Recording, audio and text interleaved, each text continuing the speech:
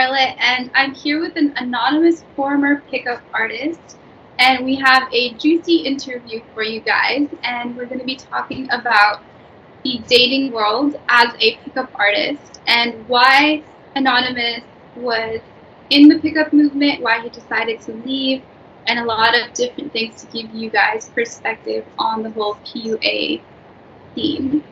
So welcome, Anonymous. Thank you for doing this interview with me.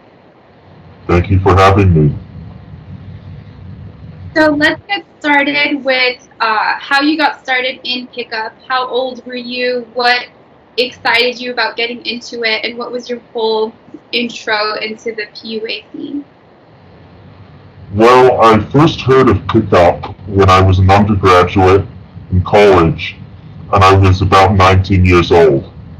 I think I stumbled upon it as a web advertisement somewhere to one of the website of one of the major PUAs, who's called David D'Angelo, or that's what he calls himself anyway.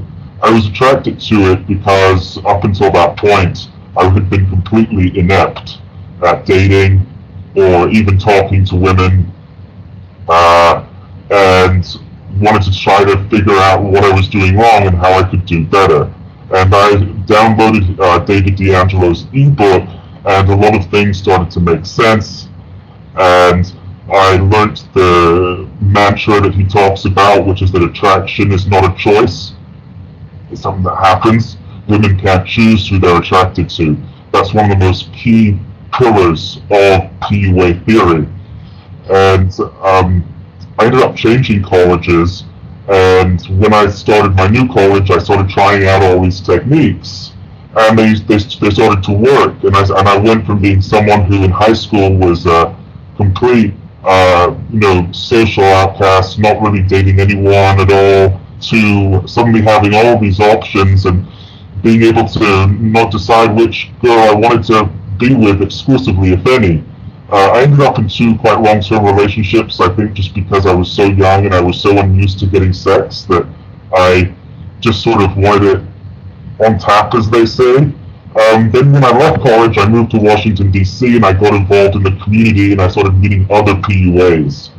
And that was when I really got quite heavily into it, and really learning more about the different theories that are available, the different products, the different organizations that do PUA training and publish theory about the different methods of attraction.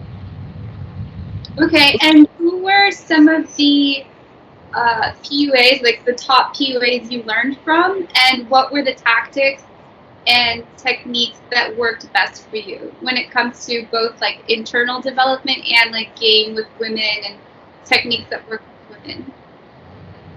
So that's a huge question, and if I start talking for too long, then feel free to cut me off. Okay. The first pickup artist I got into, as I mentioned, was a guy who calls himself David D'Angelo. His real name is Evan Pagan, and he produces these products called Double Your Dating. And he then divides his theories into inner game and outer game. Inner game is sort of working on yourself as a person, and perhaps the most important thing in inner game is getting over insecurities and also getting over what we call approach anxiety. And we can maybe talk about that a little more when we talk about techniques. Outer game is more things about what's a good way to start a conversation with a woman, what are some things to keep in mind, how to be able to identify certain sort of steps along your interactions with a woman and how to behave in each one. Pickup lines are actually not big in the PUA community, at least not anything that I've ever read. A lot of it is just learning how to be able to have conversations with a woman who you've only just met and not say the wrong things. A major part of David D'Angelo's theory is called cocky and funny, and it's sort of matching up being cocky, kind of arrogant, but also making it funny so it doesn't just come off like you're a jerk. And that's one of his major pillars of how he recommends that you talk to women. Um, Now, there were some other parts of your question, which was about techniques, I wanted to say. Yeah, so was that cocky and funny, like using your natural self, or was it basically, do they give you examples, and was it, being funny in a natural way, or like poking fun at somebody?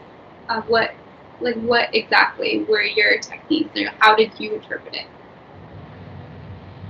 Well, cocky and funny is not necessarily to do with how you initiate conversations with women. It's more something that you do while you're interacting. And um, yeah, could you just repeat the question again? I'm sorry, I'm getting so sidetracked. No, it's okay. It's just a general, like, what techniques did you learn the most, and what did you practice the most, and what worked and what didn't? Like, No, now I know what you're asking. You were asking about whether it was natural or not, or whether you were being sort of yourself. So this right, is yeah. How do you right. become like cocky and funny? Yeah, okay, great question. So actually, this whole idea about not being yourself is a major criticism of the PUA movement in general, because some people, critics of it, feel like you are putting on a persona that's not really you, that you are kind of, some people even think that it might be sort of tricking women by trying to make them think that you're someone that you're not. I mean, my response to that is, well, what if being yourself isn't all that great and isn't getting you women? I mean, then why would you want to be your real self? And what exactly is your real self anyway? You can build your character and you can acquire new tools and acquire new skills and still be yourself. So I think that the purpose of PUA training is to try to morph you into a guy who knows how to attract women, and that can become a new part of your improved character. If that makes sense. Right, like you can always mold your personality. Personality is something that it develops over a lifetime anyway. I think that's what you're trying to say. Exactly. Right. Okay, so can you give us an example of, say, some of your approaches and how you were able to get a woman's interest, whereas before maybe you wouldn't have? So some success stories. Yeah. Um, so one of the things that I was taught with PUA is that you should never try to start building attraction right from the very first interaction. There's this idea of an opener. And an opener is just something that sparks a conversation going between you and a woman at a bar or wherever it happens to be. But that I found the most successful ones for that were something very, very simple, almost kind of uh, trivial or mundane. So like looking if there's a screen behind the bar, commenting upon something, that's going on in the television, something kind of novel. Maybe if there's like a lot of college guys in this bar you're at, just sort of make some comment like, "Oh God, I feel like I'm at a frat party," or something like that. Something kind of friendly and something you definitely don't want to have any kind of sexual innuendo or anything like that in openers, because those I found just completely tank. But after that, because you don't want to like come off strong right away, so it makes sense to open in like a neutral way. exactly. So there's opening is the first stage. The next stage is called building rapport, and that's when you sort of get a conversation going that I think you sort of feel like you're both enjoying this conversation, and then it's called escalating. And escalating is when you're trying to then ramp up the flirting, ramp up the cocky and funny or whatever it is that you're doing, and then the fourth step is something we called kino. I believe that's spelled Kino. The PUA, by the way, has this whole dictionary of lingo, of its own language that only PUAs know. Oh yeah, I'm familiar. Yeah, all the different terms like kino, negging, all the. It just means physical contact. Physical contact of any time, of any kind, and that could take on any form, something kind of trivial, but like even if you touch a woman kind of in a way that's sort of jokingly or something like that, something shifts. Often, something shifts, and now it's not just a conversation; it's something a little bit more than that. Right, builds like intimacy, or it shows that you're interested more than just platonically, right? Right. Okay, so after you open and you're escalating, so what sort of conversations, maybe something that you've successfully had before, like what do you feel that it is that is working, that maybe like yourself before the pickup education wouldn't have gotten that success? So like what is it that happens that makes the woman kind of click or respond favorably to you? Well, there's various approaches. Usually, the PUA gurus advise you not to talk about anything too sort of controversial or about like political views or things like that. Especially when you first meet them, the advice tends to be to keep it on something kind of trivial, and also there's this idea that you want to treat a woman like she's your bratty little sister and suddenly communicate things without really saying them. So one thing that you're advised to communicate is that you are not someone who is sycophantic toward women and hopes that that will be a way that they're attracted to you. You want to show that almost sort of like deliberately sabotage the conversation can sometimes work, believe it or not. If you're saying things that are kind of outrageous, I'm not a big fan of negging, but if it's done in a joking way, it can actually work very well. And another thing that's really helpful is if you show that you're not what's called outcome dependent. Outcome dependent is when you care too much whether or not you're gonna hook up with this woman or take her home or whatever. If you can show subtly that you're not outcome dependent, that can be very powerful. So I'll give you an example.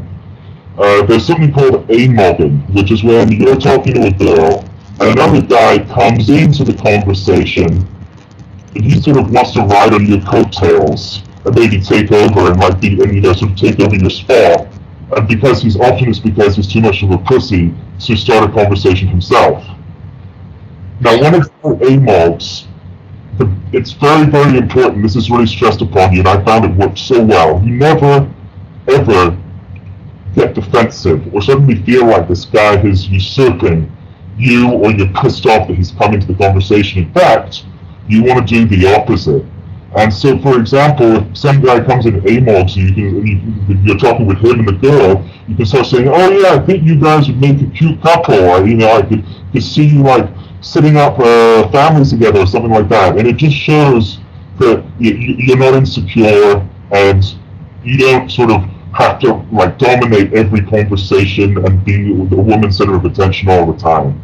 Little tools like that that I found tend to be very successful. Another great one is to deliberately end the conversation on a kind of high note, just as you're kind of escalating, and then you say something to the effect of, "Hey, I gotta get back to my friends, but maybe I'll see you later."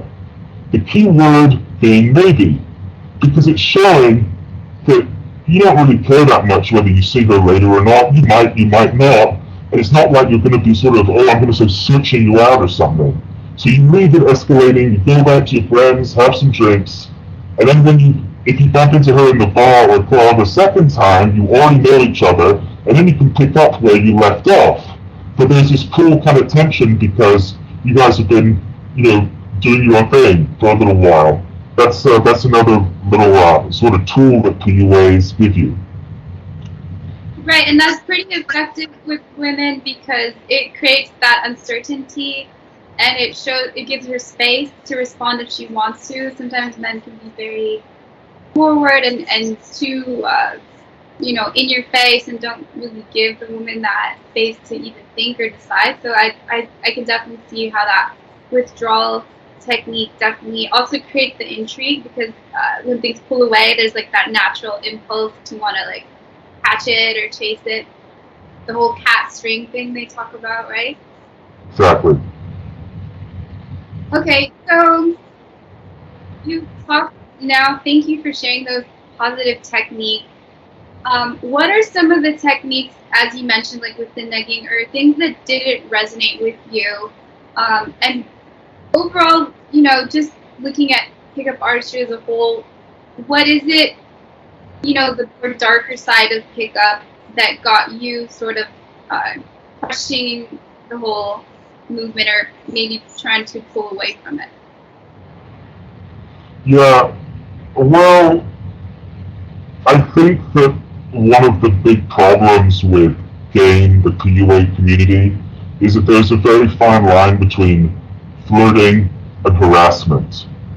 And I've seen a lot of guys who don't have a huge amount of self-awareness can end up just making a lot of women feel really awkward and just, you know, not doing anything that's going to help them. And I find this particularly true in what's called day game. PUAs make a distinction between night game and day game. Night game is when you're out at bars, nightclubs, parties, etc. You're in some kind of context which is social. Day game is when you go out during the day and start conversations with women at Starbucks or in the middle of the street, say, or at a store or something like that. Some guys swear by day game. I personally never really did day game because I was always concerned about the ethics of it. Because a lot of women, and a lot of guys seem to not realize this, have a life and things to do with their day, and often that doesn't involve talking to some random guy who comes up and starts a conversation with them at CVS, say. So I was always kind of reticent about ever getting involved in day game, and I also saw some kind of tactics that were kind of unethical, the main one that comes to mind being negging. Negging is when a guy sort of gives a woman an insult or sort of something like a put down almost to try to spark her insecurity and also to try to suddenly make out like somehow you're a higher status. One thing that PUAs teach is that women are attracted in large part to a person's status. And you can subtly manipulate feelings of status by negging. And it can work, but I am personally of the view that it is not a good way of building good gender relations, and I think is ultimately going to be a bad thing. So those are some of the tactics. I also don't like some of what's called dance game. When you're actually trying to just spark something up with a girl on the dance floor, that can often look very cringy, and it was something I never really liked doing. I was always of the view that I want to try to be attractive with my personality and get a conversation going, rather than just trying to dive into a dance floor. Right. And what about the other tactics? If you think about the more questionable things, I definitely think that there's there's a whole broad array of tactics, and every pickup artist has, their library that they use.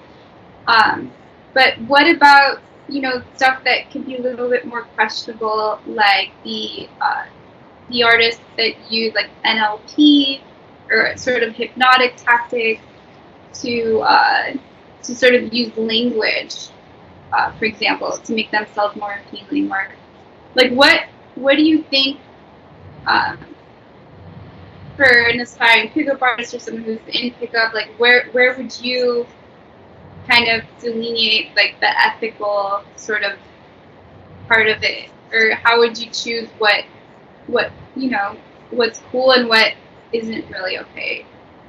I think what you were referring to earlier is neuro-linguistic programming.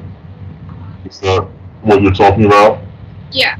So there are some PUAs who try and get into some very, very academic type stuff and try to use these techniques based on neuro-linguistic programming and very obscure interpretations of evolutionary biology. My personal view is that those, whether or not they're ethical, is kind of irrelevant because they just don't work. Because if you're trying to think of something as complex as how you're going to attract a woman using neuro-linguistic programming, you're just going to come across not well. It's not so much that I find those methods to be unethical. I don't even think they really work in the first place. You want to build more of a personality that isn't manifesting itself on that kind of complex level, but more just about making yourself someone who people in general and women want to be around and who has good conversational skills and know how to spark a woman's attraction. So I'm not a fan of that kind of really complex stuff. Some of the more unethical stuff I can think of, um,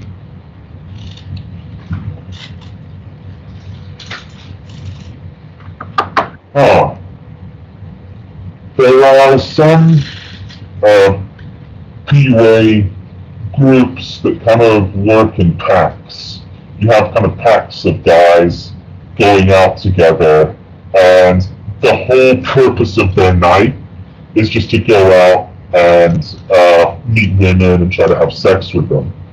Now, there's nothing wrong with that per se, but if you're going out solely with that goal, then it's going to be completely obvious that that's the case. And I've often seen kind of guys in packs who will just go in what's sometimes called beast mode. They'll just want to be talking to every single girl like right away and trying to build crazy attraction right from the get-go. This is what's associated often with real social dynamics, one of the major organizations in the PUA world that offers services that people pay for, called boot camps. And in boot camps, you'll have an instructor. I think you'll either be one person will be assigned an instructor each, or maybe you'll have three of you will have one instructor, and he'll just go and sort of tell you what to do and tell you what you did wrong. And I've got nothing against teaching like that, but when it's a large group of guys and they're all just kind of like swarming around, where then you see a woman come in, so it's sort of like vultures, kind of looking around, and boom, and then like one guy's in, and then the other guy's in. It's just, I find that all a bit kind of predatory. To give you an analogy, some of the better PUAs, the one who actually teach good stuff, in my opinion at least, they make an analogy that picking up women, you should try and think of it more like fishing as opposed to hunting. Fishing is you're just kind of setting out lines, seeing what will catch.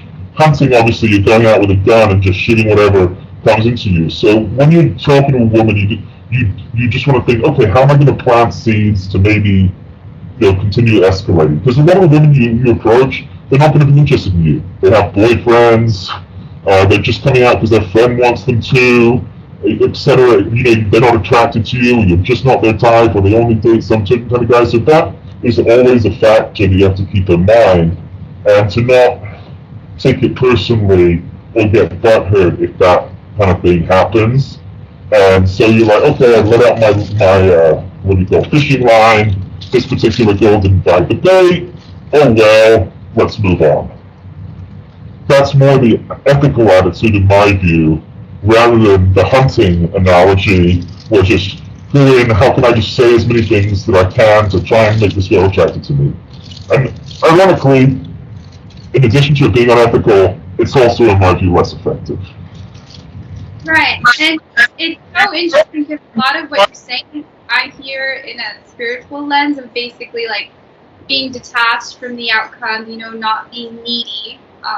And spiritual is kind of like attachment creates suffering. So it sounds to me a lot like there is a lot of benefit in some of the aspects they teach, which is just like not being so attached to other people or needing a validation from someone else. And so I can definitely see how it can lead to greater self-development if you go the route of not, learning not to be needy, or as you said, it, not just going for the sex, but just making it more about the personal development, which is what I try to share with clients, is that it's not about looking for your value from how a woman responds to you, but it's about the inner development that comes about as a result of your own self-cultivation while you're dating and attracting women, and the women are just the reflection of your own inner work and your own love for yourself.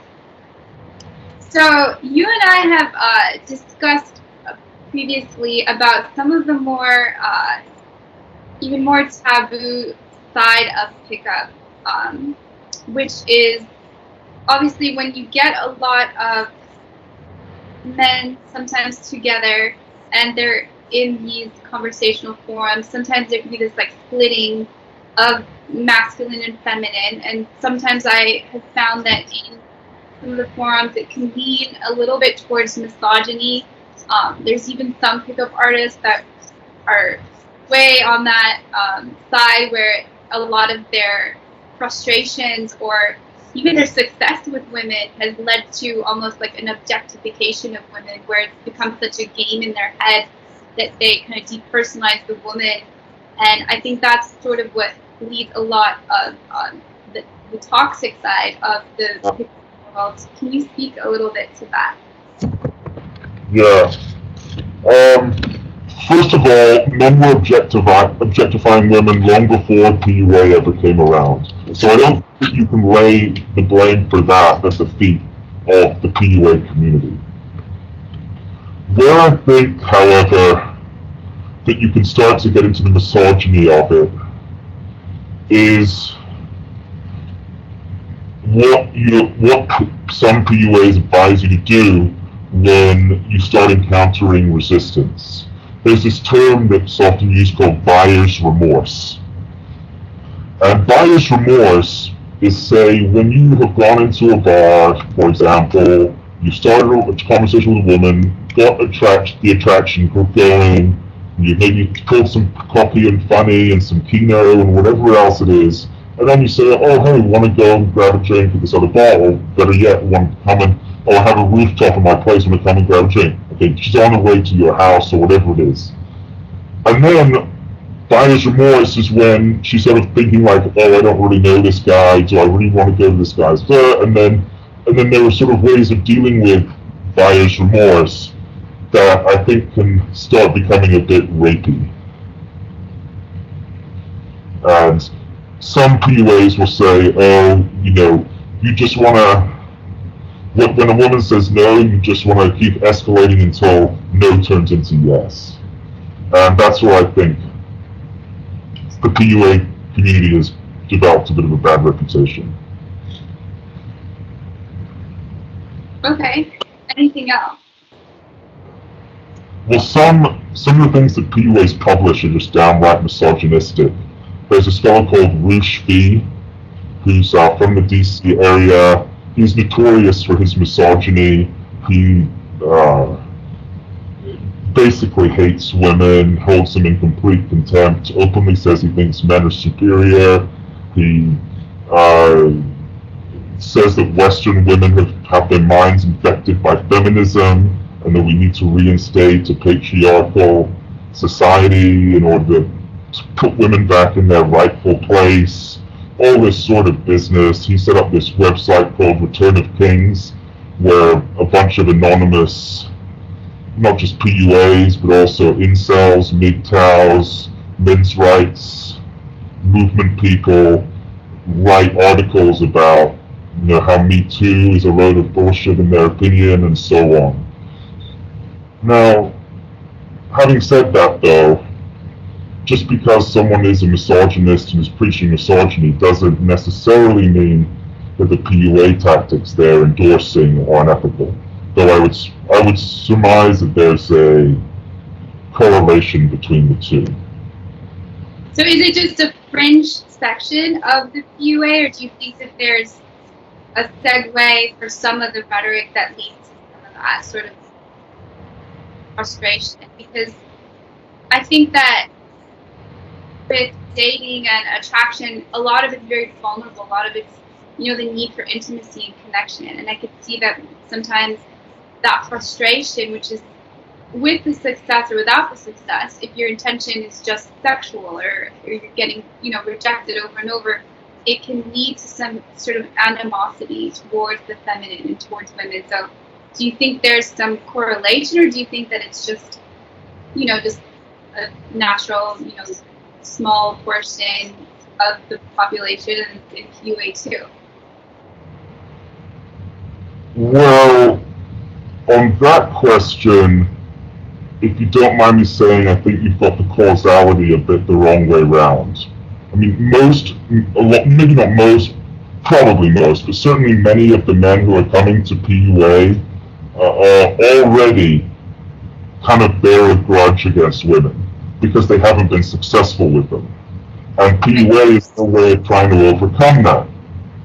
And some guys, and I am ashamed to say I maybe fell into this category a little bit, is that when you start then becoming successful with women, you can then start kind of doing things that are almost, it seems like you're trying to get back at women. Right, so, like resentment, right? Kind of like the nerd who got rich and then is resenting the women who rejected him, or like that hostility from previous times, right? Right. Well, it can get even worse than that. There's something called revenge porn you might have heard of. Sometimes PUAs will film some sexual encounters, say that they're just for his own personal viewing, and then put them on the internet or things like that. Or film sexual encounters with him and a woman, and then if she breaks up with him in a way he doesn't like, publishing that on the internet as kind of vengeance. There's all kinds of creepy and sick things like that going on, but I don't think it's quite fair to say that that's just the PUA movement that's doing that. I think that's a very ugly development of the cyber age more broadly. Okay. So let's fast forward to, obviously you have had a lot of positive growth and development with learning pickup, but there's something that seems to have made you decide to leave it behind. So if you could dive into why ultimately you felt like renouncing the whole thing, where did that come from, and what made you kind of decide it's not really for you anymore? Well, it wasn't so much that I left PUA, that rather than the whole PUA movement kind of went into decline.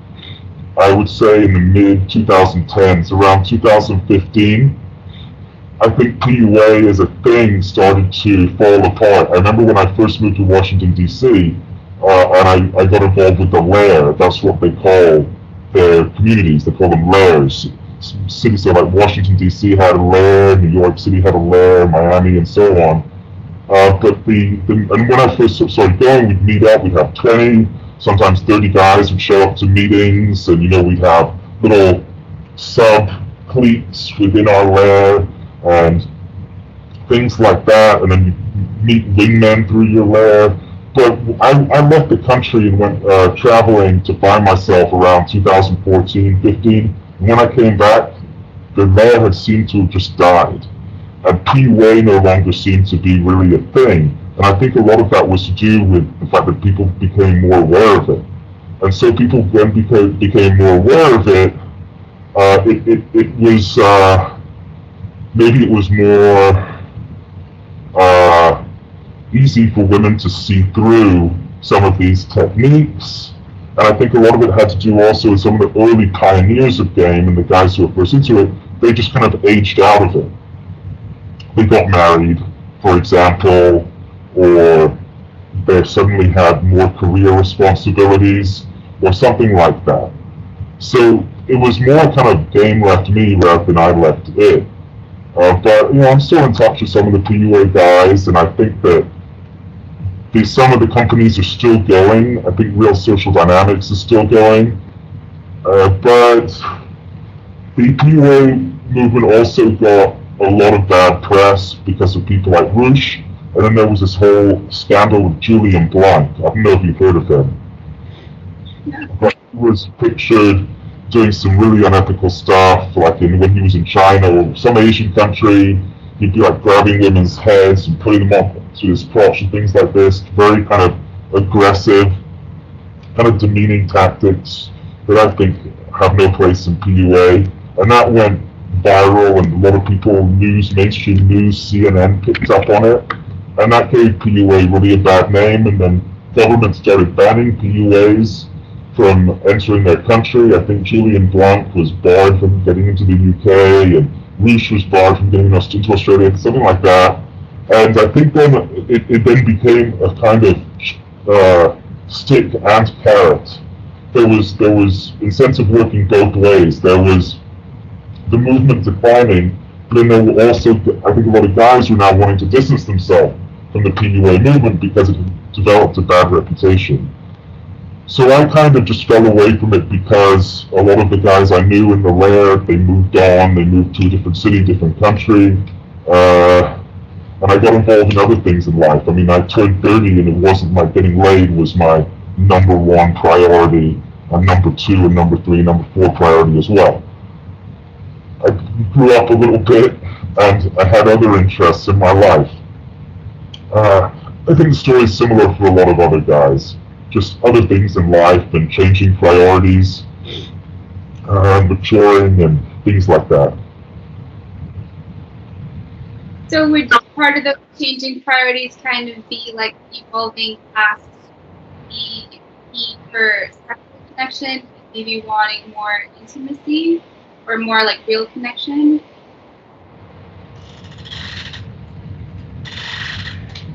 Well, I think a lot of guys in PUA ended up getting married.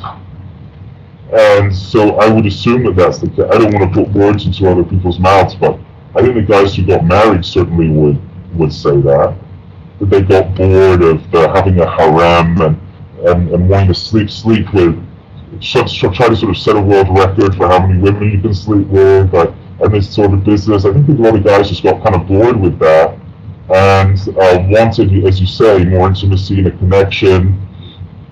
And so I think PUA ended up developing to a point where it was giving different advice for what your goal was. So if your goal was just to sleep with women, as many as you can, and get them as notches on your belt, then these are the techniques you want to use, and this is the inner game you want to work on, etc. And then if you're looking for a long-term girlfriend, if you're looking to settle down, if you're looking to develop more of a connection, intimacy, then use these other completely different tools, and that will be what will help you get that based on what your desired outcome is. So for you personally,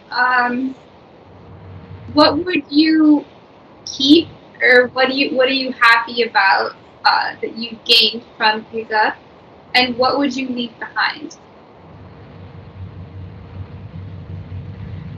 I think the things I would hold on to is the notion that you should never take being rejected by women personally, and you shouldn't beat yourself up too much, and you shouldn't have so much approach anxiety and be so worried that you're going to be made to look stupid and things like that. But women are not out there to make you. I know this sounds crazy, but I feel like a lot of guys think that women almost kind of want to sandbag guys and sort of reject them and things like that. All those kind of very negative, very what I call kind of gender sectarian notions. I'm getting rid of all of those. I think it's definitely a good thing about PUA that I hold on to. The idea of inner game and working on yourself, there's this one phrase that David D'Angelo used, which is pimp your life. Just you want to try and figure out how to be the most interesting person that a woman has ever met. Travel, do interesting things with your life, care about achieving things in life. That will make you attractive to women. That's another thing that I would definitely want to hold on to. Also, being able to show various sides of your personality. So you're not just, say for example, one person is very into sports, okay, and usually what they want to talk about is sports, but they go learn PUA and they have these cocky, funny things. I think being able to hold on to that and to incorporate that into your character, rather than being just my character is this, that I would hold on to. The things I do not want to hold on to is seeing women as conquests, because I think the reason why a lot of guys do that is they use women as a way, or sex with women as a way of getting over their insecurities. And thinking, oh, like I'll finally, if I sleep with over 30 women, say, then I'll feel like I'm actually an attractive man and worthy of this and that. That's I think really unhealthy, and using game to kind of punish women or get back at them, I think that's something I definitely would not want to hold on to, or something that I wish that guys involved in PUA would cut out.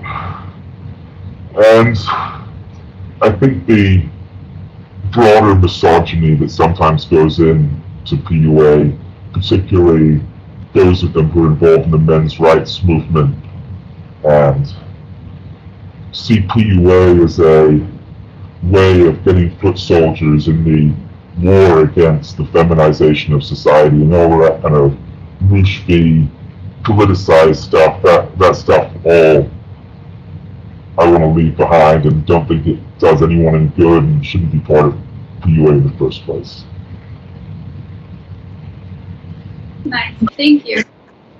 Do you feel that there's any hope for bringing the masculine, feminine together in a more harmonious way, like ending this whole war on the sexes? That's one of the themes of my channel is, trying to bring the masculine perspective and the feminine perspective to create greater understanding when it comes to love and intimacy. What do you think is the perspective for the modern dating landscape, for men to kind of understand women more, women to understand men more? Do you see it happening?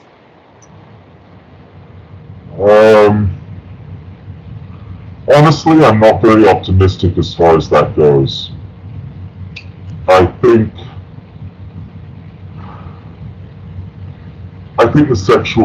that gender relations are still very much reeling from the sexual revolution and how that has impacted the dating world and the sexual market economy and all of those things.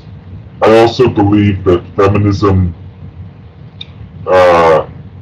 is not a bad thing, but I think that everyone's still kind of getting used to it, and I think it was almost inevitable that there would be some kind of pushback against it. And I do agree with the men's rights movement on some things, that men are being kind of devalued in some respect. If you look, just little things like TV commercials, it often seem like completely okay for the woman in the relationship to kind of embarrass the man, or like, to take his beer as this Corona commercial and this sort of stuff. I think that gender relations are probably going to get worse before they get better. And our generation, the millennials and Generation Z, will probably look back on as maybe a bit of a troubled generation, because things were kind of new and everyone was still kind of adapting, and as you say, there's sort of a cold war between the sexes. But though I'm not optimistic, I hope to be proven wrong.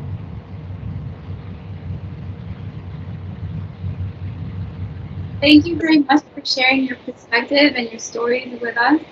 And I appreciate your time. Thank you. Thanks everyone for watching.